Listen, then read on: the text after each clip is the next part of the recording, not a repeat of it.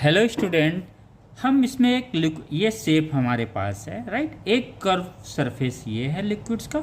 ये लिक्विड्स का curve surface ही हम क्यों ले रहे हैं? क्योंकि ये कर्व सरफेस क्या है? फ्री सरफेस है। जब भी हम स्टडी करेंगे सरफेस टेंशन का तो हम लिक्विड्स का बच्चों जो फ्री सरफेस होता है उसे लेते हैं। और फ्री सरफेस कैसे है अभी हम लोग समझते हैं, राइट। इसको अगर हम कह रहे हैं एक सरफेस 1 है लिक्विड्स का, ये लिक्विड्स है इनसाइड, उसका एक सरफेस 1 है, इस सरफेस को हम फ्री क्यों बोलेंगे?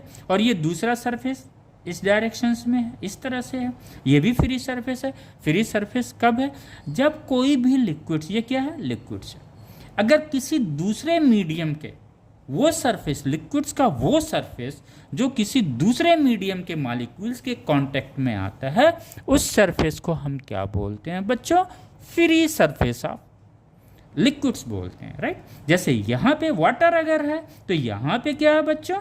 एयर है, तो ये वाटर क्या करेगा? एयर के कांटेक्ट में आ रहा है, राइट। तो ये हो गया फ्री सरफेस, राइट। दूसरा यहाँ पे भी सेम है, ये क्या है? एयर है। अब आइए बच्चों, यहाँ पे जो हमें देखना, इस तरह के सवाल आते हैं, इस तरह का दे देगा, पूछेगा क्या होगा उस पर, नेट जो है प्रेशर कितना होगा इनसाइड। अब आइए, अब यहाँ पे हमें ये देखना है, जब वो कर्व सरफेस है, ये सरफेस क्या है? कर्व है, राइट। तो जब कर्व सरफेस है तो इसका कर्वेचर किधर होगा? समवेयर दिस डायरेक्शन में होगा। तो हमें पता है कि जो फोर्स ऑफ सरफेस टेंशन होता है वो डायरेक्शन इसका किधर होता है? Always toward the centre of curvature. यानी इस सरफेस का जो फोर्स होगा, कौन सा?